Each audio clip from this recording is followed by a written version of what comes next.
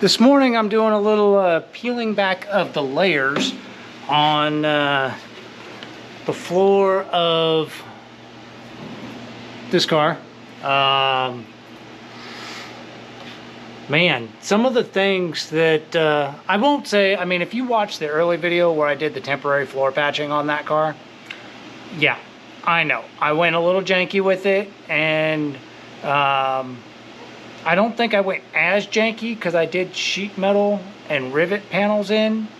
Probably should have welded them, but we will be doing floors in that car in the future.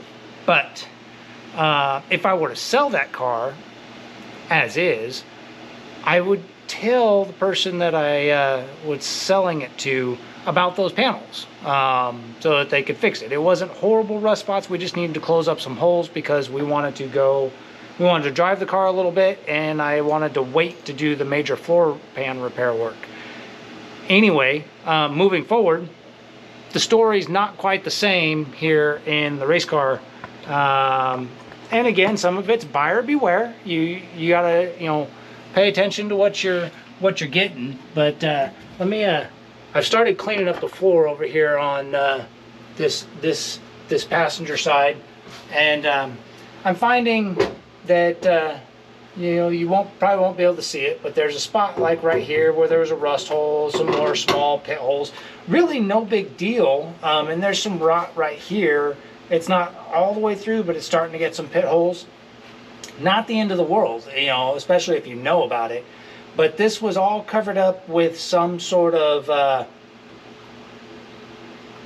probably like a house silicone or something like that, and then painted over and put underneath that nasty carpet we ripped out of here. And I don't know who did it, at what point in time it was done, but it is disgusting. It's not even body filler or seams. I don't even think it's seam sealer. I really think it's like a house silicone. But I started getting at this. Right here's where you have the plug for the body, for the pan. And,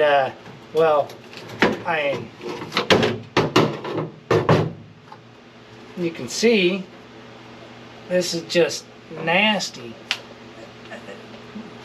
Just caked over the top. It was filled solid with nastiness, and you can see how you watch me just pop it out. As soon as I saw it start to go, I was like, I should, gross. I should get the camera going and film, find out what's under here. Right there, that's the that's the subframe connector. So not a big deal, and I can get a new. This is disgusting. It's kind of embarrassing, really. If this was your car, would you take the time to, what is going on here? It looks like here, so here's what it, let me get the camera a little bit closer here. Let's see if we can diagnose what was actually done here. There we go. Alright, so it's got the shape of the plug, but this is not even a body plug. This is like all filler material, this whole thing.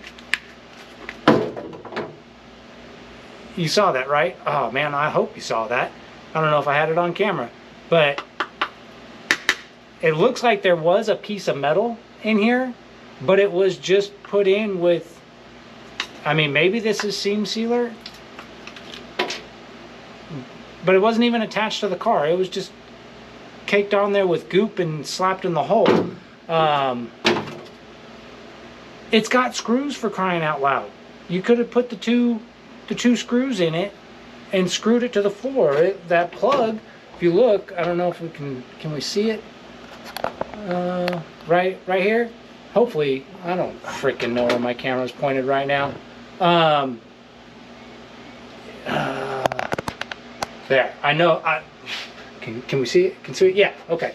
So if you look, I mean, this is actually mostly intact. There's not much for rust around where this body plug goes, right? the screw holes are still there and they're still intact. Why would you not just screw the freaking plate in instead of caking it with just a monstrous amount of seam sealer? A light bead of seam sealer around the outside of the plug and the 2 screws, and you're done. This is disgusting. Right now I'm kind of disappointed with myself a little bit. I should have took a closer look at this car when I got it. Again, I don't think I'm upside down. To be honest, I got a good deal on the car, so I'm not complaining about the deal. There's just things that I should have noticed as a buyer that was going to be lurking around in the hidden places, and I didn't really poke around under the car as much as I should have, looking for where things may have been plugged and painted. I just didn't expect that kind of thing, and that's on me. And stuff like this is just slightly irritating. I mean, the good part is the metal's intact around where that plug goes. I can get a body plug, no big deal, plug that back in. Some of the pinholes that are there, that's some quick, easy work to fill those. So that's not a big deal. We can get those filled. It's stuff I wish I would have noticed, and it's things you should probably look at when you're looking at buying a car, even when you're excited. And I got to remember to tell myself this: the next time I look at a car, really look so you know what you're getting into, because when you start peeling the layers back and finding this kind of stuff, it can set a project back on its timeline if you're trying to meet a timeline, which we're shooting to do with this car. And I really don't want to half-ass it back together just to make the No Name Nationals event. I mean, if I have to, we don't go to No Name Nationals, or at least not with this car, because I want to put it together more or less right. There's some things like the passenger floorboard up here. I'm not going to do that before No Name Nationals. This floor pan needs to be replaced. But it's intact. It's not rotted out. There's no holes in it. It's there. It's not causing any problems. And it's not going to be an issue for us. But the things like where we do have holes that need to be fixed, that stuff's got to be fixed. You can't have holes in your floor pan. It's just, actually, I mean, technically, I guess you can have holes in your floor pan to an extent. But whatever, they need to be fixed. So we'll fix the small holes. We'll try and make the timeline. But the other part of it, if you get something and you peel back the layers a little bit and find out it's got major issues or a lot of problems that need to be fixed, it can really be demoralizing and set a project back and kill your motivation to get the car on the road, because you may have got yourself into something that's going to take a lot more effort and a lot more time than you were expecting. So make sure you take a step back when you go to get a car. Really look at it, get underneath, crawl around in the weeds if you have to, figure it out, take a jack with you. These are things I need to make sure I tell myself next time, because if I knew about this stuff, it wouldn't really bother me. This really isn't that bad. I'm just irritated that I didn't know about it, and I wish I did ahead of time, because that might have adjusted how I tackled this project. But anyways, I'm going to get back to cleaning up. I don't think there's going to be a whole lot in this video. Most of what I got to do today is get this floor plan. It's already getting hot, and it's clearly going to my brain. Most of what I got to do today is get this floor pan cleaned up and find what issues really need to be addressed, so that I can start planning that out to make forward progress. So I'll probably catch up with you where I'm calling it quits for the day, because between now and then I don't anticipate anything exciting, unless I find something else fun, like, you know, another hole that's filled with garbage. So thanks for tuning in. Be sure hit that like and that subscribe, and we'll follow up with you guys in a little while, which for you will be like that.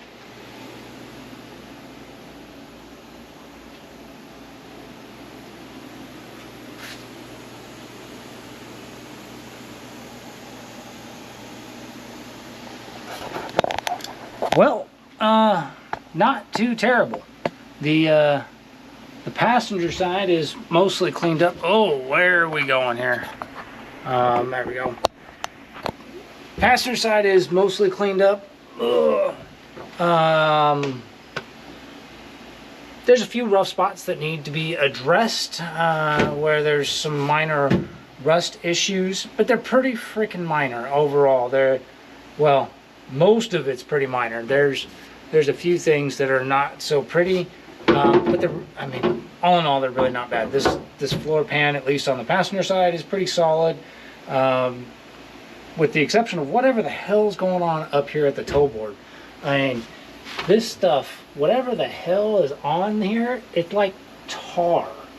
The wire brush isn't pulling it up. I ended up using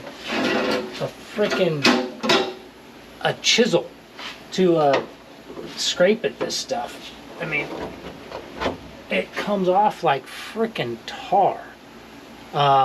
Chemical treatments haven't done anything for it. The degreaser worked a little bit, but I don't know. It's weird. It's weird crap. This is kind of crap you find inside of a motor that hasn't had an oil change in 100,000 miles kind of crap. It's disgusting. It's sticky, and it's not wanting to come off the car. So that's super annoying. I'm gonna end up treating this again, clean up my pile of yuck here, and treating it with more engine degreaser. But yeah, even taking the wire brush, you know, on a freaking air grinder and just plowing at this, it's hardly, I don't know if you can see that from there, but you can kind of see it right there. It's hardly even taking this crap off. It's terrible. So I gotta figure out what I'm gonna do about that, because I can't put any paint down on this, and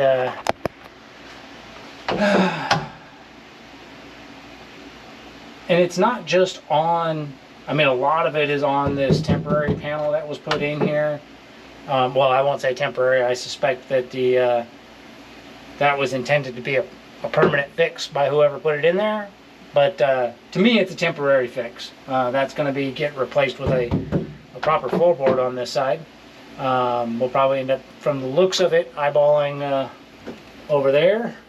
We're probably going to end up doing both sides. But it's going to be a slow, tedious process getting this yuck, whatever the hell is on here. At least most of it's on this side. It looked like there might be just a little bit on the other side, but a little bit's a lot easier to take care of than a lot. Otherwise, this is mostly good. It is going to be the pain in the neck is what it is. I wish I could explain what this feels like and what it is better, so that someone could tell me what might work well to get rid of it. But I don't really know how to explain it, other than it's very tar-like, sticky. It's nothing like seam sealer or a silicone. It's just yucky stuff. I don't know, almost kind of like the crap you put down on asphalt to seal it. The sealer for asphalt, that's kind of what this feels like. And treating it before I even put any chemicals on it to degrease it or anything, it was sticky to the touch, like it had never dried.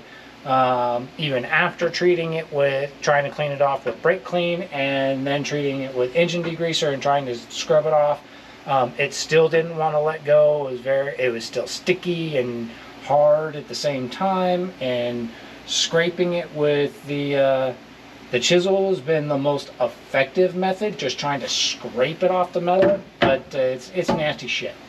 That's really what that boils down to.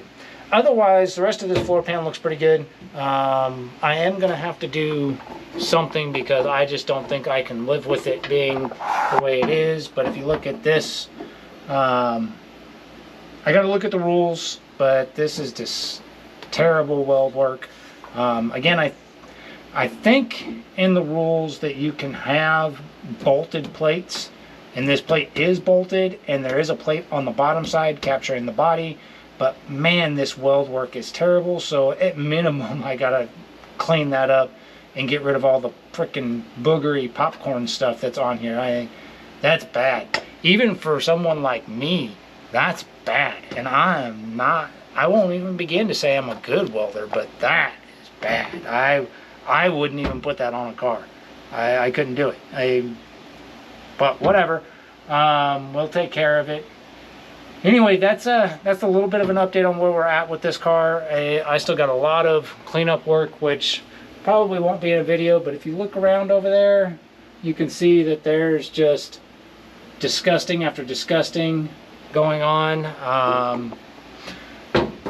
It's just going to be more of the same, sitting here with wire brushes on various tools and scrubbing and scraping and getting rid of all the garbage that's inside this car, getting it cleaned up so that we can start making progress.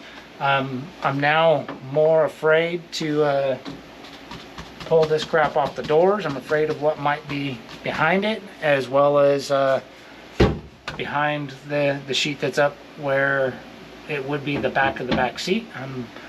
But we need to get those pulled off too, because they could be hiding more surprises that I really... No, my hands are filthy.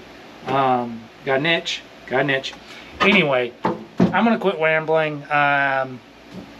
The progress and the videos on this car are going to be a little bit boring and a little bit short for the next couple videos while we get this stuff all done. But I will keep you up to date on where we're going, and be sure to check out the new headaches over there with that car, because inner fenders for aftermarket front ends suck. That's really what it boils down to, and we're back trying to sort that out on that car again with a new set of inner fenders, which are already being a pain in the neck. Shocker. So do me a favor, go hit that like and that subscribe. Help me out. We're chasing 1,000 subscribers right now. Help us get there, and we'll see you guys on the next one.